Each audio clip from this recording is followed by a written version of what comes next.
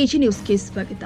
ಯಾದಗಿರಿ ಜಿಲ್ಲಾ ಕೇಂದ್ರವಾಗಿ 16 ವರ್ಷದ ಗತಿಸಿದ್ರು ನಗರದಲ್ಲಿ ಟ್ಯಾಕ್ಸಿ ಲಘು ವಾಹನ ನಿಲುಗಡೆ ಸ್ಥಳಕ್ಕಾಗಿ ಸುಮಾರು ವರ್ಷಗಳಿಂದ ಹೋರಾಟ ಮಾಡಿದ ನಂತರ ಸ್ಥಳ ಮಂಜೂರಾದರೂ ಅದರಲ್ಲಿ ಮೂಲಭೂತ ಸೌಕರ್ಯ ಒದಗಿಸದೇ ಇರುವುದು ದುರಾದೃಷ್ಟಕರ ಸಂಗತಿ ಅಂತ ಸಾಮಾಜಿಕ ಹೋರಾಟಗಾರ ಉಮೇಶ್ ಕೆ ಮುದ್ನಾಳ್ ಆಕ್ರೋಶ ವ್ಯಕ್ತಪಡಿಸಿದ್ದಾರೆ.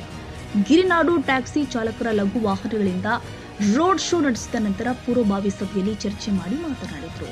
ಟ್ಯಾಕ್ಸಿ ಚಾಲಕರು ಸರ್ಕಾರಕ್ಕೆ ತೆರಿಗೆ ಕಟ್ಟುವಲ್ಲಿ ಮೊದಲನೇ ಸ್ಥಾನದಲ್ಲಿ ಇದ್ದು ಲಘು ವಾಹನ ನಿಲುಗಡೆ ಸ್ಥಳದಲ್ಲಿ ಮೂಲಭೂತ ಸೌಕರ್ಯ ಒದಗಿಸುವಲ್ಲಿ ಕೊನೆಯ ಸ್ಥಾನಕ್ಕೆ ಯಾಕೆ ಎಂದು ಅವರು ಪ್ರಶ್ನೆ ಮಾಡಿದ್ದಾರೆ. 1 ವಾರದ ಒಳಗಡೆ ಲಘು ವಾಹನ ನಿಲುಗಡೆ ಸ್ಥಳದಲ್ಲಿ ನಾಮಫಲಕ ಅಳವಡಿಸಬೇಕು. ವಾಹನ ಚಾಲಕರಿಗೆ ಶುದ್ಧ ಕುಡಿಯುವ ನೀರು, ಶೌಚಾಲಯ, ಹಾಗೆಯೇ ವಿಶ್ರಾಂತಿಗಾಗಿ ಆಸನ ಮತ್ತು ವಿದ್ಯುತ್ ದೀಪ ಸೇರಿ ಅನೇಕ ಇನ್ನಿತರ ಸೌಲಭ್ಯಗಳನ್ನು ಒದಗಿಸಿಕೊಡುತ್ತಿದ್ರೆ ಚಿತ್ತಾಪುರ ರಸ್ತೆಯಲ್ಲಿ ವೀರಾಂಜನೇಯ ದೇವಸ್ಥಾನದ ಮುಂಭಾಗದಲ್ಲಿ ಇರುವ ಸರ್ಕಲ್ ಬಂದ್ ಮಾನವ ಸರಪಳಿ ನಿರ್ಮಿಸಿ ಬೃಹತ್ ಪ್ರತಿಭಟನೆ ನಡೆಸಲಾಗುತ್ತೆ ಅಂತ ಜಿಲ್ಲಾಡಳಿತಕ್ಕೆ ಖಡಕ್ ಎಚ್ಚರಿಕೆ ಕೊಟ್ಟಿದ್ದಾರೆ. ಸಲೀಂ ಶೇಖ್, ನಮ್ಮ ಸರ್ಕಾರಕ್ಕೆ ಹೇಳುವುದೇನೆಂದರೆ ಯಾದಗಿರಿ ಡಿಸ್ಟಿಕ್ ಆಗಿ ಕೇಸಿ ಎಷ್ಟು ವರ್ಷ ಆಯಿತು, ಇಲ್ಲಿ ನಮ್ಗೆ ಟ್ಯಾಕ್ಸಿ ಸ್ಟ್ಯಾಂಡ್ ಇನ್ನವರಿಗೆ ಕೊಟ್ಟಿಲ್ಲ.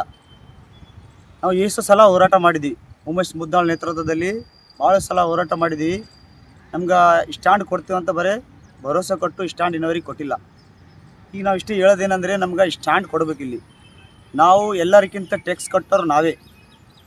ಒಂದು ರೋಡ್ ಟ್ಯಾಕ್ಸ್, ಗಾಡಿದು ಎಲ್ಲಷ್ಟು ಟ್ಯಾಕ್ಸ್ ಕಟ್ಟಿ ನಾವು ಗಾಡಿ ನಡೆಸ್ತೀವಿ.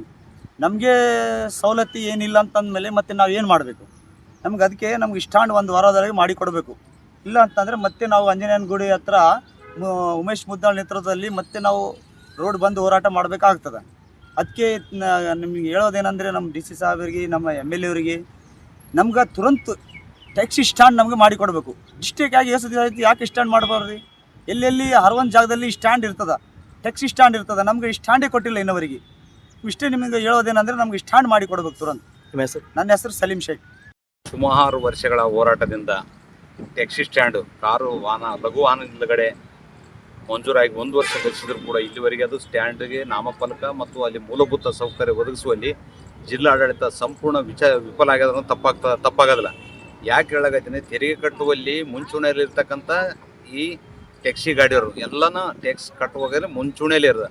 ಆದರೆ ಸೌಲಭ್ಯ ಕೊಡುವಲ್ಲಿ ಸರ್ಕಾರ ಮತ್ತು ಜಿಲ್ಲಾಡಳಿತ ಕೊನೆ ಸ್ಥಾನದಲ್ಲಿ ಇರ್ತಕ್ಕಂಥದ್ದು ಇದು ಅತ್ಯಂತ ನಾಚಿಕೆಗೇಡಿನ ಸಂಗತಿ. ತಕ್ಷಣ ಆ ಸ್ಟ್ಯಾಂಡ್ಗೆ ನಾಮಫಲಕ ಹಾಕಿ ಉದ್ಘಾಟನೆ ಮಾಡಬೇಕು ಮತ್ತು ಅಲ್ಲಿ ಮೂಲಭೂತ ಸೌಕರ್ಯ ಒದಗಿಸಿಕೊಡ್ತಕ್ಕಂಥ ಕೆಲಸಕ್ಕೆ ಜಿಲ್ಲಾಡಳಿತ ತಕ್ಷಣ ಮುಂಜಾಗಬೇಕು. ಆಗದಿದ್ದರೆ 1 ವಾರದೊಳಗೆ ಆಗದಿದ್ದರೆ ಈ ಆಂಜನೇಯ ದೇವಸ್ಥಾನದಲ್ಲಿರ್ತಕ್ಕಂಥ ಸರ್ಕಲನ್ನು ಬಂದ್ ಮಾಡಿ ಬೃಹತ್ ಪ್ರತಿಭಟನೆ ಮಾಡಬೇಕಾಗ್ತಕ್ಕಂಥದ್ದು ಇದೇ ಸಂದರ್ಭದಲ್ಲಿ ಜಿಲ್ಲಾಡಳಿತಕ್ಕೆ ಎಚ್ಚರಿಕೆ ನೀಡುತ್ತಿದೆ. ಇದೇ ಸಂದರ್ಭದಲ್ಲಿ ಸಲೀಂ ಶೇಖ್ ಗುಂಡೂರು, ನೈಮ್ ಶೇಖ್, ರಫೀಕ್, ರಿಯಾಜ್ ಲಾಲ್, ಮೊಹಮ್ಮದ್ ಅಶೋಕ್ ಗೌಡ, ವೀರೇಶ್ ಗೌಡ, ಮಲ್ಲುಗೌಡ, ಮಲ್ಲುಕೂರಿ, ಅಯ್ಯಣ್ಣ ಸಾಬಯ್ಯ, ಗುತ್ತೇದಾರ ಬಸವರಾಜ್ ಇಟಗಿ, ಅಧ್ಯಕ್ಷ ಬನ್ನಪ್ಪ, ಗೋವಿಂದ ಸಾಬಣ್ಣ, ಪೂಜಾರಿ ಸೇರಿ ಅನೇಕರು ಉಪಸ್ಥಿತರಿದ್ದರು. Nizamuddin, Yadagiri, AG news.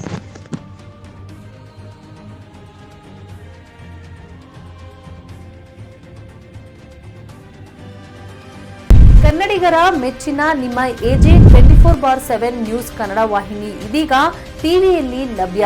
ಒಂದು ವೇಳೆ ನೋಟಿಸ್ ಕೊಟ್ಟಿದ್ರೆ ವಾಪಸ್ ತಗೋತೀವಿ. ಇವತ್ತು ವಕ್ಫ್ ಪ್ರಾಪರ್ಟಿ ಅಂತೇಳಿ ಬರ್ತದೆ ಅಂತ ಹೇಳಿದ್ರೆ ರೈತರು ಬೀದಿಗೆ ಬಂದ್ರೆ ಏನ್ ಮಾಡ್ಬೇಕಾಗತ್ತೆ? ಯಾರು ವೋಟ್ ಹಾಕಲಿಲ್ಲ ಅಂದ್ರೆ ಗ್ಯಾರಂಟಿನೆಲ್ಲ ಸ್ಟಾಪ್ ಮಾಡ್ಬಿಡ್ತೀವಿ.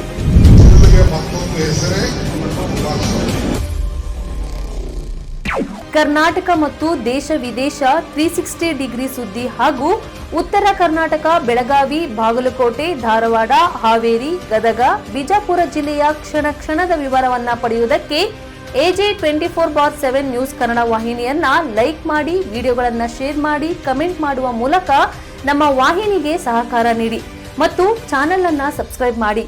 ಧನ್ಯವಾದಗಳು.